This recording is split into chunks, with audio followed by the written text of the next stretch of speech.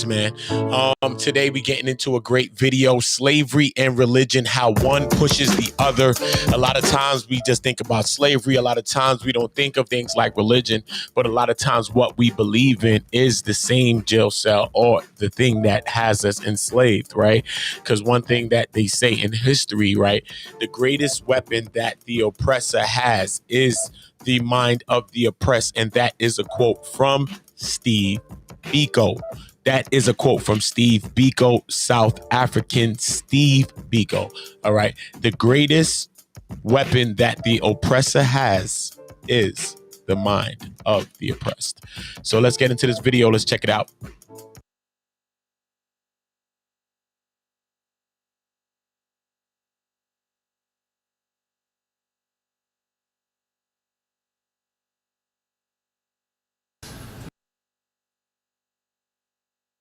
Okay, so slavery and religion. These, we didn't set ourselves, with a very narrow or easily focused thing between these. These are two topics, I would say, of vast scope, both globally and also throughout time in human history. And so we're going to have to narrow it in order to actually talk about this a little bit. I mean, the two of them together also have a considerable amount of overlap. And if we were to look at, for example, the one, we've always said before, we have a bunch of examples where when you take religion, there is a dividing line between formal, organized religion and then some of these informal, customary, just spiritual, ritual activities that I guess aren't necessarily formal or organized religion, but maybe are in that same sphere. And so we've talked before about this. It's easy to take that formal religion and stick churches in there, or mosques, or temples, or synagogues, or gurdwaras. You can stick those all inside that pretty easily and draw the little dotted line about it. But then there's all these other things that people do, like crossing your fingers, knocking on wood, celebrating Christmas. I mean, it's got the word Christ in it. It doesn't mean that it's religious in a certain sense, but anyway, there's some things about it. Doing yoga. Yoga, it comes out of religious tradition, even if a lot of practitioners of it in the West don't consider themselves what they're doing to be religious. Shaheen? Yeah. Yoga actually means to yoke yourself to a deity. To yoke, so there you go. So you're doing yoga. Well, and Christmas means,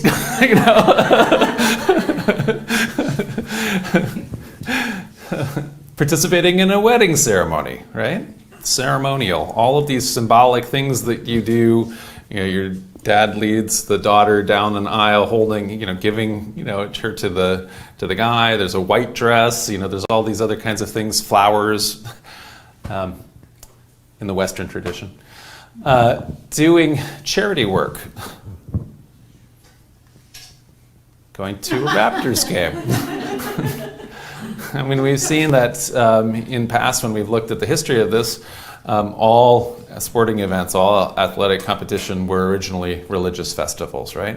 And lots of what happens still, it's almost, there's like very similar stuff that's happening at a Raptors game, as what's happening in ancient Rome at a chariot race where, the cities, you have the different teams, the Reds and the Blues or something like that, and the cities, absolutely is broken into factions about whether you're on the one side of the one or not. And I don't know, you're doing everything still like the wave. You're still interested when the ball's going. You still do this sympathetic magic where everybody goes, oh, because they want to make it. If you do this, then that'll make the ball go in, right? There's all these things where you have to. You've worn the one jersey, and that's when they won. So now you've been wearing that this entire year, so that they keep winning, and it worked. Okay. Without washing the jersey. Without washing the jersey, don't wash it. Yeah, you have to do all of those kind of ritualistic activities. So what I want to kind of just say here is then religion is a bigger, foggier category or whatever than just a little thing that we sometimes like to draw inside this dotted line and put in a pen, right? Whoopsie, I'm going the wrong way now. Okay, this way. So the same thing is going to be probably true with slavery, as a topic. So on the one hand, when we had the picture advertising this, we're thinking of this formal definition of when it was legal. Chattel slavery is the technical definition. We'll talk about that, or the technical term for it, not definition. And sometimes drawing the line between that and other oppressive practices that might be akin to slavery. Sometimes people, some of these that are ongoing today, are called maybe neo-slavery or modern or 21st century slavery. So we know the one, and when we think of it in our head, historic or traditional or chattel slavery, but there's also, of course, human trafficking. There's debt bondage, forced labor that's ongoing that people experience. There's child labor, including things like child soldiers or forced or underage marriages. And maybe prison labor, right? So now that's also a thing. There's an amazing percentage, totally historically unprecedented percentage of the population of the United States is now incarcerated, and ever more of the people that are in these prisons, are actually now in prison labor where they're essentially uncompensated for it. So, although this is not the topic of tonight's lecture, we want to touch on this kind of neo-slavery or modern things that are akin to slavery. The Global Slavery Index indicates anyway that 40 million individuals are currently trapped in some form of modern slavery. According to them, the graphics that they put out, these is areas in the globe where there's the most prevalence of these kinds of modern slavery. Of these, 71% of the individuals trapped in modern slavery are female, 29% are male. There's some 100,000 or more child soldiers right now in the world. 15.4 million, especially girls, are in forced marriages. And then there's some 24.9 million people in forced labor of some type or other. For example, debt bondage is apparently very prevalent in South Asia, for example, where you have to pay off even inherited debt that you can never get out of. So beyond those, though, I want to go to that inner cordon pen just so that we can kind of narrow what we're talking about in this particular presentation. So we're going to look at some particular organized religions in this case. This is a very vast topic, so we'll look at the West. We're going to look at paganism, Christianity, Judaism, and Islam. And we're going to look specifically at this kind of, not the current 21st century slavery, but especially ancient slavery, medieval serfdom that evolves out of ancient slavery, medieval slavery, and then modern slavery, all of which are connected to each other. And by modern, I use the term modern, anything that's after 1492. And so that means, because I'm a medievalist, right? So anyway, okay. So traditional slavery. So illegal today in all the world's countries that are recognized. There are places where that aren't recognized as countries, where it may not be the case. Traditional slavery, however, was legal in most societies until the 19th century. It's also called chattel slavery because the people are considered to be chattel, which is word for personal property of a legal owner. So in this kind of slavery, chattel slavery, enslaved people are legally redefined as property that can be bought and sold, and indeed the part of the whole idea of the system is dehumanizing the other, so that whereas in modern times now we are very cognizant in saying things like enslaved people, enslaved persons, but the argument of people within the system, and indeed their blind spot often of their paradigm and worldview, is that the people who are enslaved aren't people at all, and they do everything in their power to make themselves think that, right? Okay, so this kind of slavery, this traditional slavery, it's illegal in all the world's countries, as we say. So in what year did the last country to criminalize slavery do so? 1861, Elizabeth guesses. Anybody else? Shaheen? Early to mid 20th century. Early to mid 20th century. Any other guesses? The 1970s? 2007. Thank you, Mauritania. If you can imagine. Actually, 2010, Western Sahara, but it's not a recognized country. So Western Sahara would be more recently even than this. But anyway, of the generally recognized countries, Mauritania, 2007, if you can imagine.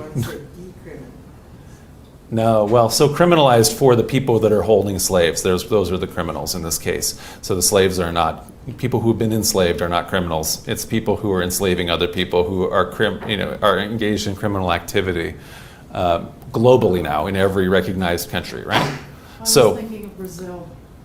Yeah. So Elizabeth was thinking of Brazil. So yeah, there is in fact, what you're saying, 1888 here is where Brazil then is. John, remember to use the clicker for the people watching online. Thank you. I forgot I have my clicker. Okay. So here's a map. So we're thinking of Brazil. So in the late 1880s here, 1888, that's the end of slavery, the abolition of slavery in Brazil. We had over here Mauritania. This is the abolition of slavery in 1981. It's the criminalization of slavery is the 2007 thing in Mauritania, and Western Sahara, I pointed out here, is in 2010 is when they've criminalized slavery. So the earliest, in this case, in terms of abolishing slavery, is in some of the northern European countries, and then East Asia. As it's sort of spreading slowly into the modern era, abolition. But it's really quite recently that all of this has occurred. And I was starting to even think, if we think about it even, here where we're at, 1865 is not that long ago. Sheen? Quick question. I'm looking at the map for the Nordic countries, and I'm just wondering that it says like the medieval ages for them, but didn't they still continue to have slaves in their colonies? So the Vikings had slaves, but this is after the Vikings are gone, right? So this is, they get Christianized, and they what they've done here is abolish slaves. It doesn't mean that you can't bring a slave to the country. And so in some of these, so this is the abolition of slavery. It's not the criminalization. What we had done in that previous thing, I didn't have a map for criminalization, so I wasn't able to find that. So that thing with the 2007, that's criminalization. We'll just have a couple examples of this. So in terms of abolition, this is an example of how this happened. So Louis X, the King of France, in the the early 14th century, he abolished slavery in France using the etymology of the word franc, which actually means free. He says France signifies freedom, and he also decreed that any slave setting foot in the kingdom would be freed. And so that's an early example of abolition. But there's also economics behind this. And so one of the things that had happened through the course of the Middle Ages is that, so whereas in the late Roman Empire, there were large populations of what were called slave, we use the word slave in modern English. Latin, that is servi, so servant, servus, service. And so the servi acquire more and more rights, and they become less slaves and they become more serfs. And so there ends up being in the West, in the Christian West, this population of what we think of peasants, serfs, who don't have all of the same, they aren't subject to all the same things that a slave would be, but they are still not free because they are attached to property. So the difference between what we'll talk about chattel slavery, where people can be bought and sold, and serfdom is you're part of the real estate. And so the property can be bought and sold, and you're kind of like the house that's built on it, because again, you're tied to the land and all your descendants and everything like that. So you owe certain obligations to the landowner. You're supposed to farm it on certain days. You maybe have rights to a certain portion of the harvest yourself and this kind of a thing. And so this is essentially what serfdom happened. And so by this point, essentially, the French king is able to say slavery, which is this has evolved into is a slightly different practice than what they have in terms of serfdom. We're abolishing. We're not going to allow that in France. They're also fairly early on in getting rid of serfdom. And the reason for it, though, economically, as opposed to morally or religiously, is that when you have huge population boom, and so the population of France in the 14th century, this is right before the Black Death, right? So it had grown to 17 million. And so then when the Black Death hit in the middle of the century, and a third or half of the people ultimately, over the course of multiple recurrences of the plague, died. Let's say two-thirds survived ultimately. The population shrinks. Then France's population didn't recover to what it had been here in the central Middle Ages until like the 1700s or something like that. And so as a result of that, what ends up happening is you only have so much land, and if you start having all of these people, you can imagine that depresses wages, right? And so the land becomes much more valuable than the people, and so if you have to do this thing where you have to raise a slave from baby and pay for all of that cost, that isn't helping you one bit as a landowner. And so actually at a certain point throughout the Middle Ages and into the early modern times, noble landowners in Europe actually wanted to get rid of all of their serfs where humanly possible, and by hook or by crook, however they could expel them from the land so that they could instead rent it out and things like that and get cash instead of just having agricultural produce from their tenants. David Foote says that demography can explain 3/4 of everything. Yeah. He's a demographer, of course. Yeah. Well, and whereas I'm not going to always say that economics are the only motivator. There's often a very powerful motivator, and sometimes we can look at what the economic and demographic background to a story particularly is. And so this is certainly kind of part of the timing here of Northern and Western European early moves into this idea of abolition. They're abolishing slavery so that they could get you to pay rent, because otherwise you get to live there for free as a serf, right? Okay, so despite then the fact that the word France signifies freedom, so France does mean that. Nevertheless, when France established itself as an overseas empire, so in the imperial age, in the modern era, France, like the other European powers, built that colonial empire on the backs of slave labor. And so colonial empires, if we just look at that same demographic or economic equation, have exactly the opposite issue in the labor equation and labor/land equation, right? So when you go around with guns and cannons and boats and you just steal vast tracts of land from indigenous peoples all around the entire planet, you have all the free land in the world, but you don't have any people to do the labor. And so getting any French people to move to Canada was almost impossible, which is why, this is why the population of Canada was so small by the time of the French and Indian War, right? And so likewise, trying to get French people to move to the West Indies, which was a much more valuable French colony, Haiti, for what's now Haiti, was actually quite difficult. They couldn't get the French people to go move there because you'd die of malaria and things like that. And so the landowners then imported slave labor because they didn't have any. That was how they were able to exploit all of this free land that they had, right? So it's the complete opposite economic issue. Okay, so that's why I just bring this map back here again, so we can kind of see how this works economically. So in places that develop large populations early, you can see that's where there's early abolition. China had a very early period of abolition too. It's just that it didn't take entirely, and so this is why this is a later abolition. But it also had a very early one. So some of those, some of that happens. Whereas in places that are less developed economically and poorer, that's when these come later. Okay, so we had the year when slavery was finally criminalized everywhere. What year did slavery begin? Those are Sumerians. You can see the Sumerians there having slaves. Did they start it?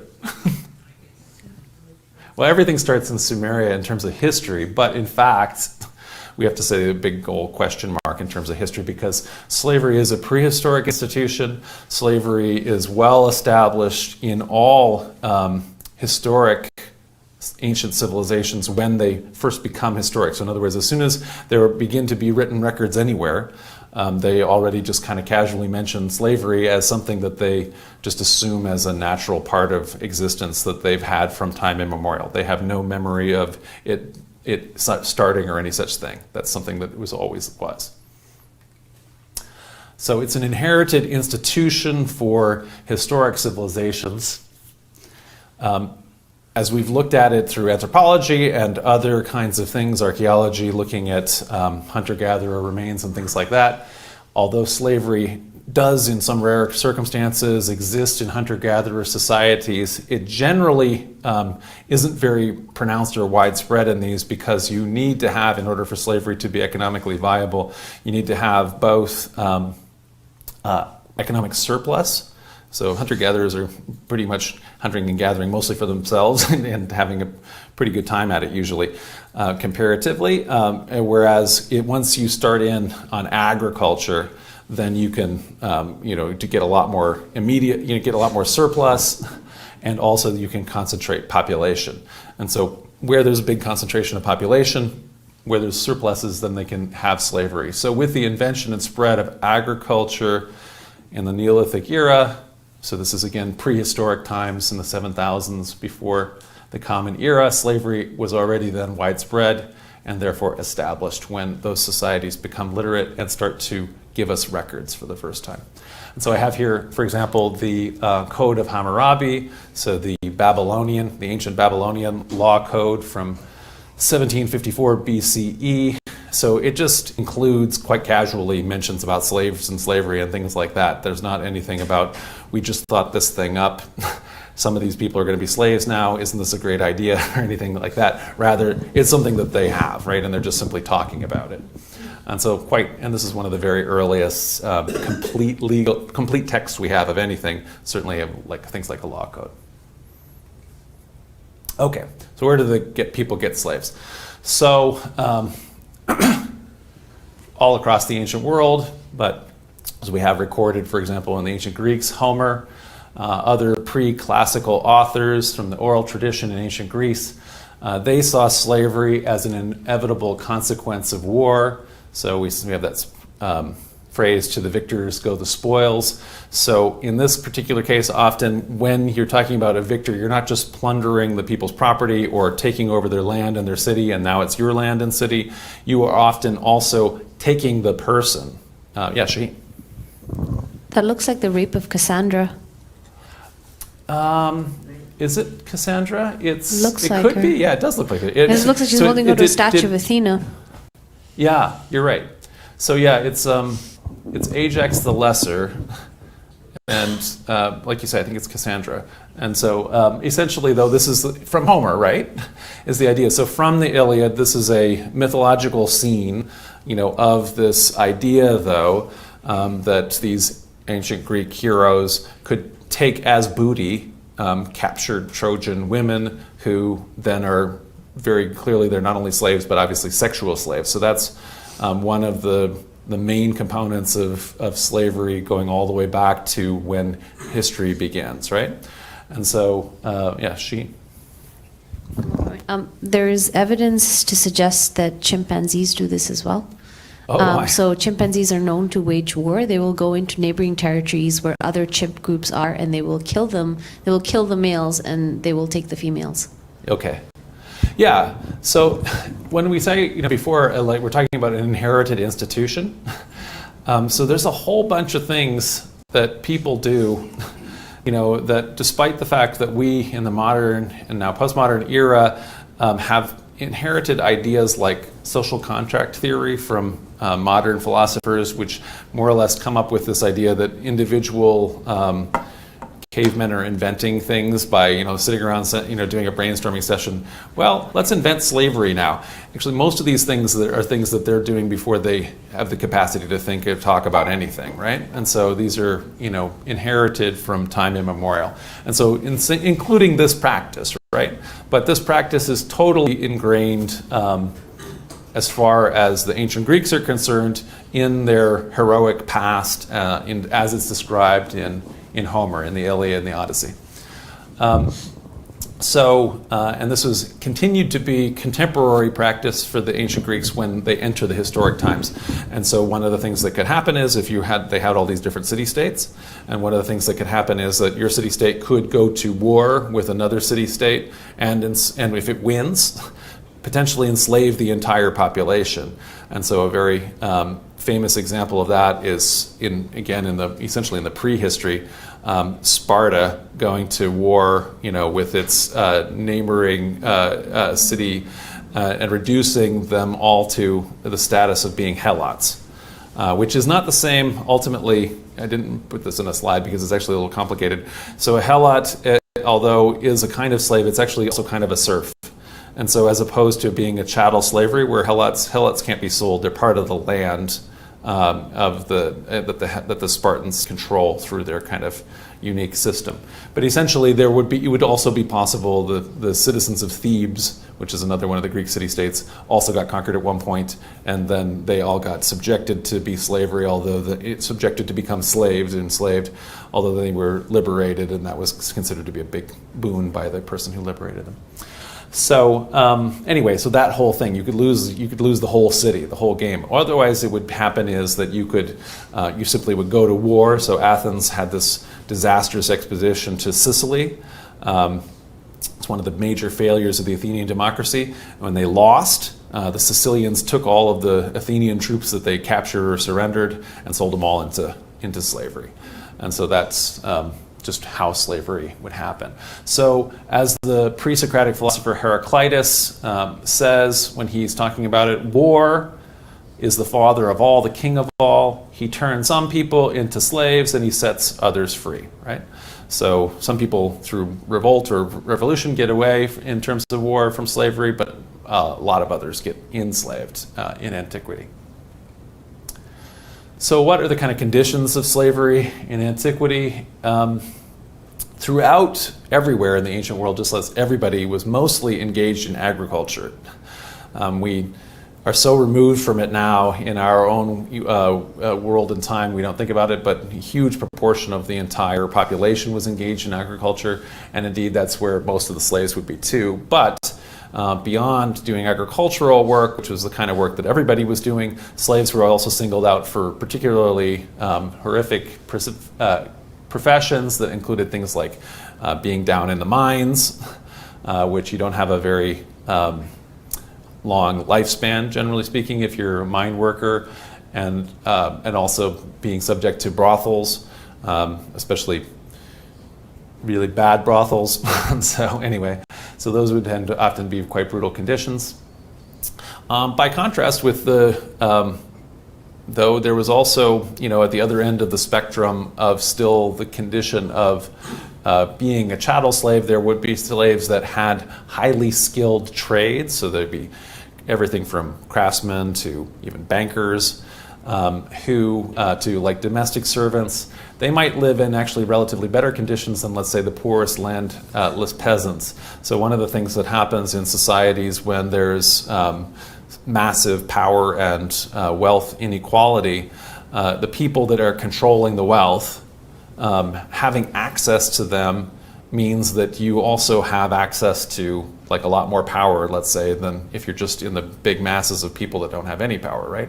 And so if you, let's say, are the king's chief eunuch, you're an unfree person, you're a slave, you've been made a eunuch. In a lot of ways, this is a bad lot in life. Nevertheless, you're talking to the king every day. This is you watch like Game of Thrones. It's like Lord Varys, right? And so Lord Varys he ultimately did get killed. A spoiler. I'm sorry if you haven't seen that. But anyway, there's but you are able to suggest a lot of things whispering into the king's ear. You may well be able to control so much more than you otherwise would. This is going to be true for house servants of nobles, at a lower scale and that kind of a thing. And indeed, if you have a slave that has this particular skill or craft, that could be very valuable and make all kinds of income for whoever owns you. And so therefore be better treated than a mind slave for sure. Okay, so one of the ironies is that on the one hand, while classical Athens was this innovator who is looked back upon as essentially one of these beginnings of democracy, it was also very much a slave society, and indeed there were more slaves in ancient Athens than any other ancient Greek city-state, and so maybe 80,000 slaves they had maybe, so about 30% of the population, and apparently the majority of free Athenians at least owned one slave. And if you didn't own a slave, that was a real sign that you were a real poor Athenian, and so people pitied you a lot. There's a guy named Lysias who has a discourse in which he has a poor Athenian who's become an invalid and who essentially is writing his complaint. And one of the characteristics, this isn't a real Athenian, but just as to kind of just explain local expectations and social customs, the person complains, "My income is very small now, and I'm required to do these things myself, and I do not even have the means to purchase a slave who could do these things for me." So this poor person, has to do all this, combing their hair and stuff like that they would normally, be able to have a slave do, right? Or, for example, in this case, you've gotten drunk, and you have to, you want to vomit. And the slave holds your hair for you and helps you get the bucket and that kind of a thing and picks up the vomit. So there's a depiction of that, right? So anyway, if you're a poor Athenian, you don't have that. So it's so ubiquitous that then the philosophers began to conclude that it had to be part of the natural order of the universe.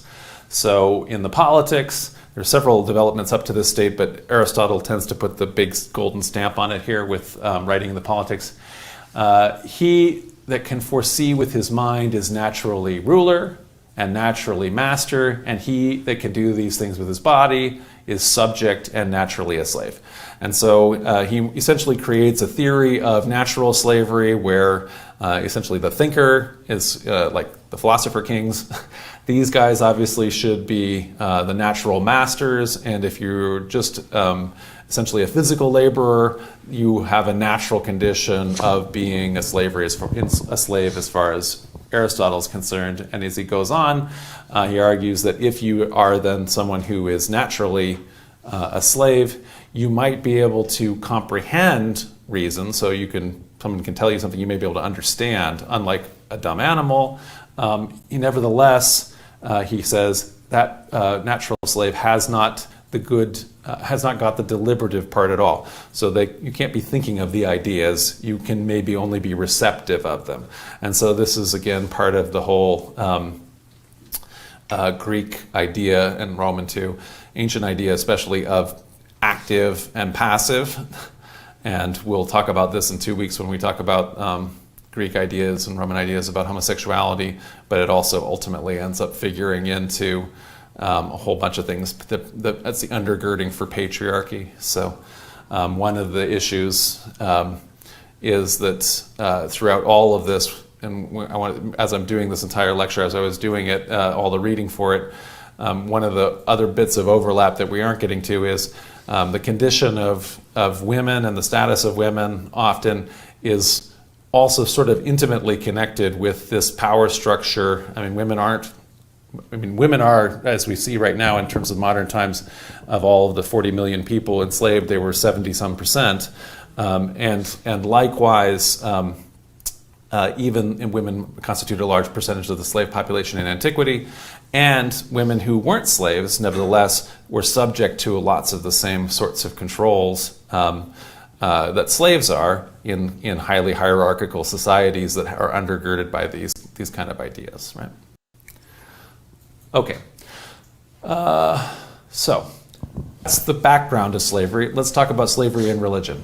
So looking at slavery in the Hebrew Bible. So one of the main things that we maybe think about in terms of the Hebrew Bible is we think of the fact that in the origin story in Exodus of the Israelites are essentially coming out of Egypt having been enslaved, and so in some sense there is this story of emancipation from slavery, so that slavery had been this bad condition for us, and now we have been freed and we are our own people because of God's direct intervention.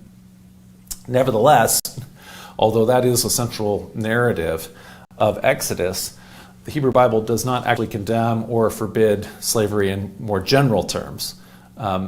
So there are some prohibitions about enslaving fellow Israelites in Levitical law, in Torah, and there are rules for freeing enslaved Israelite men anyway.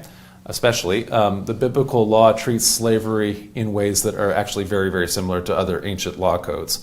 So things like the Code of Hammurabi that we saw before would have been an earlier example, and this is a more recent example of those kind of law codes. So let's look at it a little bit. So from the book of Leviticus and Torah here, the Pentateuch, the Holiness Code, it here is specifically condoning or legalizing slave trade. So we read, "As for the male and female slaves whom you may have, it is from the nations around you that you may acquire male and female slaves." So Gentiles, you can go ahead and acquire through war or however you're going to do it, a purchase. You can get male and female slaves. You may also acquire them from the aliens residing with you. So there are Canaanites and Midianites and things like that live in the land with you. You can make them your slaves. And from their families that are with you, who have been born in your land, and they may be your property. You may keep them as a possession for your children after you, so you can send them an inheritance, for them to inherit as property. These you may treat as slaves, but as for your fellow Israelites, no one shall rule over the other with harshness. Okay, so in another portion of the law here in Exodus, the covenant code is called. So you are to free your male Israelite slaves eventually, although there's a loophole that you can get out of it. But you can also then keep any children born into slavery permanently under certain circumstances. So let's read this one. So these are the ordinances that you shall set before them.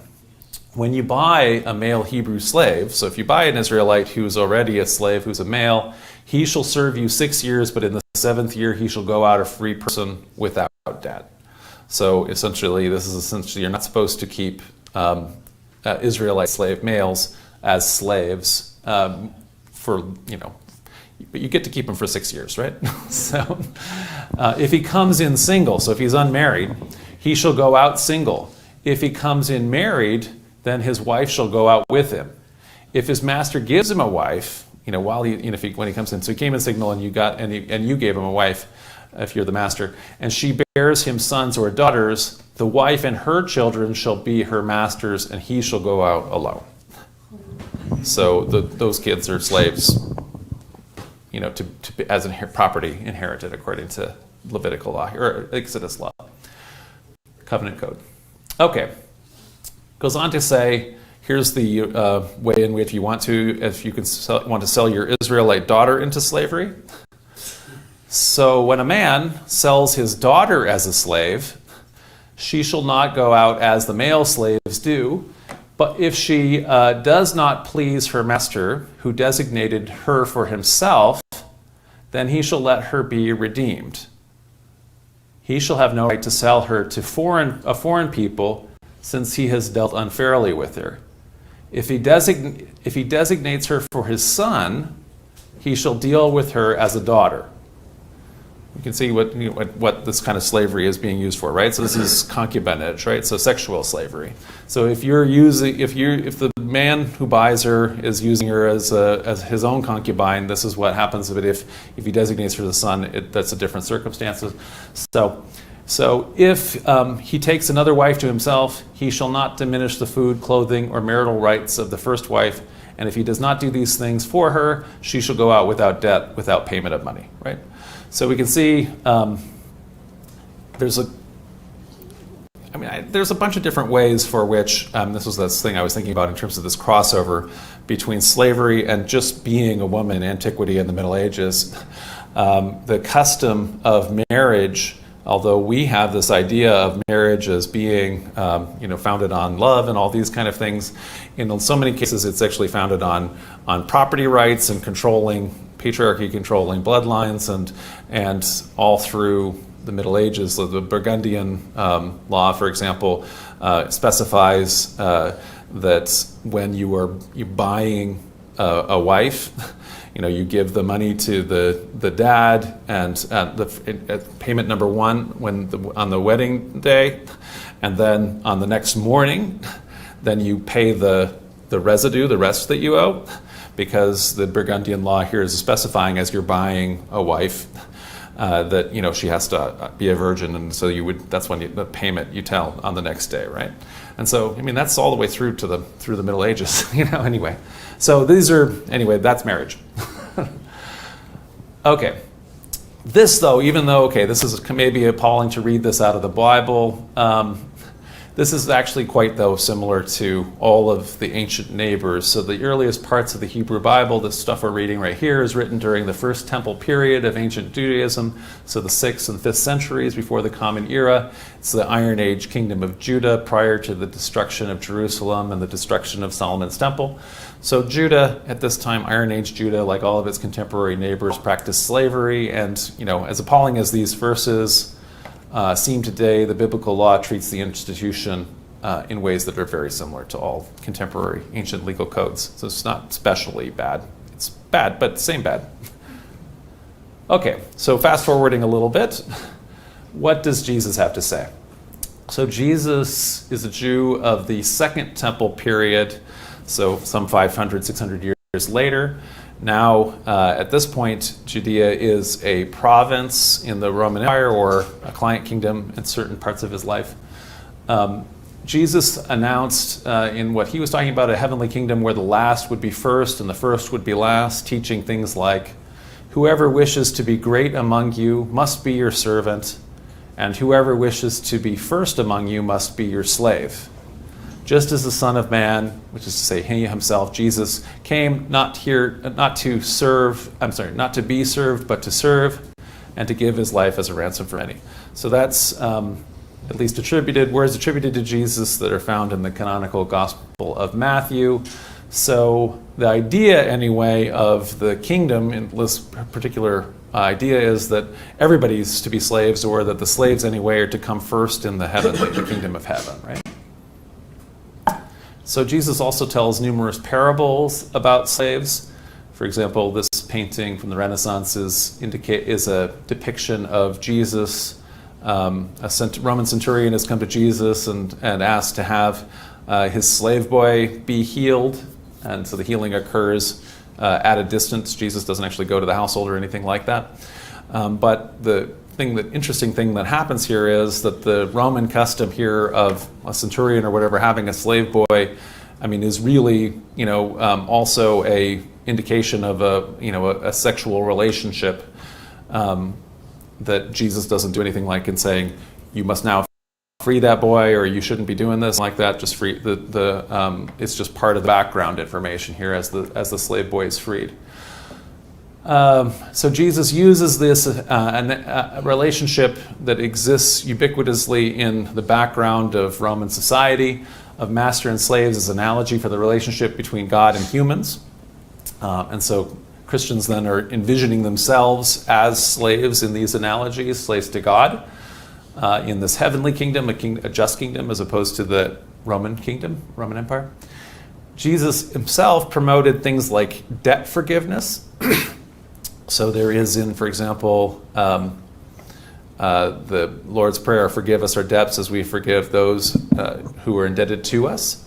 And so in an agricultural peasant society like Jesus comes from, Galilee, where everybody is essentially either a slave or a small agricultural worker, you get fairly quickly into debt bondage, which we talked about as something that is still ongoing, where essentially you might own your land, but because agriculture has got such fickle backgrounds, cycles, you can have to borrow money in order to get seed or something like that, and at a certain point you are in debt bondage. And so having essentially a cancellation of debts is one way of alleviating a particular kind of slavery, but it's this debt slavery as opposed to chattel slavery, right? So it's not the stuff inside the dotted line that we were talking about before. So he has nowhere does he call for an ending of slavery in general. So that's not within the wheelhouse of anybody really in antiquity. Hardly anybody imagines that such a thing is even possible. When Plato is envisioning utopia, his republic, there are slaves, in the republic. When any of these theoretical, even mythological lands, they think of the lands of Caucania, it's called in the Middle Ages, Cuckoo Cloudland, and they make that in the it's an ancient Greek idea, but it's also in the Lego movie, right? So in Cuckoo Cloudland, there are slaves, in the Cuckoo Cloudland, because they just can't think of not having slaves, So the birds have slaves in Cuckoo Cloudland. But anyway, so Jesus is not calling for an end to slavery in general in the Bible. So in the canonical Gospels, Jesus heals slaves, but he does not free them, right? In any kind of physical, literal sense. Maybe he's freeing them in a Christian sense of some kind. Oh, but it gets worse, though. So what does Paul have to say? So writing in the 50s and 60s, Paul of Tarsus is Christianity's earliest surviving author. He also penned the largest number of texts that made it into the canonical New Testament. So while Paul, at his best, promoted a community where there is, quote, neither slave nor free person, because you are all one in Christ Jesus, there's no longer Gentile or Greek, male or female, we're all one. And anyway, especially here in this society of Rome, it was impossible to think of this, neither slave nor free. Nevertheless, he accepted the reality that many members of the Christian community were legally slaves owned by other Christians. And that's something that he talks about a bunch of different places in his letters. So one of the occasions, the smallest book in the New Testament is a letter to Philemon. And Paul writes to a Christian named Philemon who owns this fugitive slave named Onesimus. And so Onesimus has actually run away from his master Philemon and has been working with Paul as kind of a missionary companion, sort of is probably like a freedman kind of servant relationship with Paul, although not actually technically a freedman because he's a fugitive slave. So Paul writes this letter where he is very circumspectly hinting to Philemon, hey, you really ought to free this guy who's so helpful to me, because wouldn't that be really a boon to everybody, and shouldn't we be freeing our fellow Christians and all these kind of things? And I'm kind of a big deal. I'm Paul, and I could order you to do this, but I'm not. But I mean, wouldn't you want to do it? And then wouldn't it also be nice if we'd wrap this whole thing up in a bow if once you free him, you send him back to me so that he can continue to help me out here? And that's kind of what that letter has. So whereas that letter exists, Paul also counsels Christian masters to treat your slaves fairly and justly, but not that you have to free them or anything like that. He nevertheless repeatedly instructed, there's multiple occasions, slaves, obey your earthly masters with respect and fear and with the sincerity of heart, just as you would obey Christ. So there's lots of these slaves obey your masters lines, which Christian slave owners throughout history have been able to use to justify maintaining, the institution of slavery.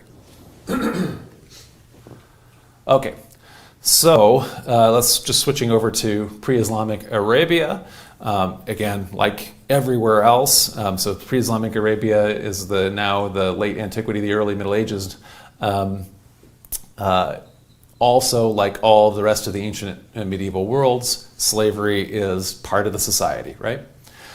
So like Jesus, Muhammad lived in this slave-owning society and he interacts with slaves. There's all kinds of different anecdotal examples through both in Quran and also the other traditions about Muhammad. One of the examples is this guy Zaid, who as a young man was captured by raiders. And this is one of the ways that everybody's enslaved. It's not just if your city goes to war and you get captured as part of a giant soldiering group. If you get on a boat and go on a trip, pirates will come and attack your boat, and everybody on the boat is now a slave, on your boat. Likewise, if you were ever traveling in antiquity, it's just amazingly dangerous to go on a road or anything. Bandits capture you, and now you're a slave. And this certainly happened to Zaid. And so he gets taken to Mecca. Somebody buys him, gives it as a gift to this woman Khadija, who, when she marries Muhammad, as a gift on their wedding, as a wedding gift, she gives Zaid to Muhammad, and he ultimately then frees Zaid and adopts him as a son in a ceremony. So even though he's actually older than Muhammad, he adopts him. I think he's 10 years older. I was reading. Maybe I'm wrong. Anyway, so it's an example though of doing a good act. In other words, not Muhammad banishing or abolishing slavery, but showing by example manumission, right? That it's a good deed to free slaves that you have. She? Yeah, I was just going to say that there is a surah in the Quran, Surah Al-Balad, which is the city that actually says that which is a reference to the steep pass of righteousness or steep or of goodness. And yeah, there we go. You beat me to it. Yeah, we can. No, this isn't the one. Oh, that's the wrong one. No, this is not the one. Okay, I got the wrong one. Okay, Surah, you can tell me the one. Yeah, so Surah Al-Balad, and it says it says word for word, it's freeing of the slave. Is included in the things that you were supposed to do on this path of righteousness. No, and that's it's like the a one I steeper. just have. We'll get to Is it. it the one? Sorry, Yeah. maybe my contact. I'll read it. It's okay. We'll get to it. Yeah, exactly. No, there's a bunch of passages. So we'll get to those. So the Quran, slavery and the Quran then. So just as the ancient Greek philosophers, the Torah, Jesus, or the Christians took slavery as a given, the Quran likewise regulates rather than abolishes the practice. However, the Quran, like Paul, urges masters to be kind to their slaves and actually recommends their liberation by purchase or manumission. The freeing of slaves is recommended both if you want to do expiation of your own sins, and so there's multiple surahs that are like that, or simply just it's a good thing to do. And there's multiple actually surahs that do that. This is another example. Bilal here, who is an Ethiopian slave who is emancipated on the instructions from Muhammad, and then ultimately becomes one of the first people that do what's it called, muezzin. Yeah. So, okay, so here's a couple of the verses. Yeah, this is the one, you're right. Okay. And what will make you comprehend what the uphill road is? So there's two paths. There's one that's the road less taken, and there's one that's the wide road, that's the bad road, right? Or the wrong way.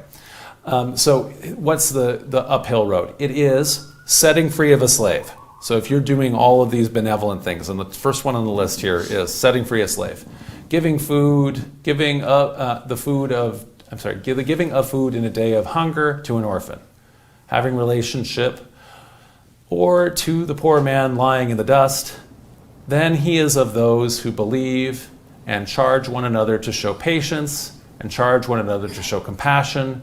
These are the people of the right hand, and as for those who disbelieve in our communications, they are the people of the left hand. Of them is fire closed over. So there's good things you can do, and the first one on the list that comes to mind is free slaves, right? Okay, and then this is the one that I went too far, and okay, this is a different one. So also, though, so we have been talking about this idea of chattel slavery, where we are dehumanizing the people who are enslaved and not considering them to be people. But the Quran is accepting that people are slaves, but they are still people who have beliefs and also should be treated with kindness, right? So let those who do not find the means to marry keep chaste until Allah makes them free from want out of his grace. And as for those who ask for a writing from among those whom your right hands possess, give them the writing if you know any good in them, and give them of the wealth of Allah, which he has given you. And do not compel your slave girls to prostitution when they desire to keep chaste, in order to seek the frail good of this world's life. And whoever compels them, then surely after their compulsion, Allah is forgiving and merciful. So it's a given in slavery. We should just mention all the way backwards and forwards. It's a given that when you have slave girls, and indeed when you have slave boys, they're used for sexual purposes. But what the Quran here is arguing is, if they don't want to, then don't. And we're saying don't do that. But if you do, then God's going to forgive. That's not their fault. So God is quite merciful to them, right? Okay. So, kind of going forward. So we now have not much time, and we're going to try to race forward to now, to the present, as we kind of set those kind of groundwork. So when we read in Torah, when we read in Leviticus and in Exodus, the Torah held out consideration for especially male Israelite slaves, but to some extent for the female, the daughters, not really. Anyway, so in other words, in terms of when we're looking at slavery, there's a lot of idea that people don't like to enslave your own group. So enslave Israelites, enslave the Gentiles. Likewise, the Greeks at different times didn't like, at least foreigners to own Greek slaves, although at a certain point when the Romans owned it did have a bunch of Greek slaves. Likewise, medieval Muslims, Christians, and Jews attempted to avoid having slaves of their own religion, or were counseled against it, or in a lot of cases there were rules and laws against it. And so there were plenty of, in the West, church councils that forbid owning Christians as slaves, but that didn't forbid you from owning people who aren't Christians as slaves. Likewise, Muslims had the same, owning Muslim slaves, but you could have Christian slaves, Jewish slaves, but especially then everybody also could all have pagan slaves, right? So you could have what they would consider at the time heathens or pagans. So anybody you could capture who isn't already a Christian, a Muslim, or a Jew, right? So in that same way that, for example, kind of famously, that prohibition on usury, so Christians can't charge interest on loans to other Christians according to canon law that was actually obeyed a little bit to some extent in the Middle Ages, which is why Jews, although Jews also can't charge interest on loan to other Jews, according to, the rabbinic interpretation of the Levitical law and everything like that, what they could do was loan to each other, right? And so because Jews represented a very small percentage of Video is sponsored by our first ever sponsor, Don't Hide the Plug. Don't Hide the Plug is an apparel company co-founded by two brothers from Flatbush, Tafari and Rossi Harper. Now these two black brothers have created an amazing, inspiring, high-quality brand. Now you see on Infominds, a lot of our content is New York based. We love New York, so it's only fitting that we partner up with a New York based brand, Don't Hide the Plug. Now they got some fire fitted hats, hoodies, t-shirts, and I'm feeling the old New York design with the bridge logo. They got the clout joints, the dad hats, and you can also have them delivered to you in the resealable merch by the pound bags too. Now mind you, they might be New York based, but their apparel is for everyone, whether you're from New York, Miami, Texas, Chicago. It's a grassroots movement. Get in tune. And they offer free shipping on all domestic orders of $75 or more. But if you enter the exclusive Infominds promo code, you'll get an additional 10% off at checkout. You already know I ordered my package. My package is on its way. So I'll be wearing and showcasing the Don't Hide the Plug apparel in my next live. Go out and support these brothers. Check out their website. I put the link in the description box. Don't Hide the Plug.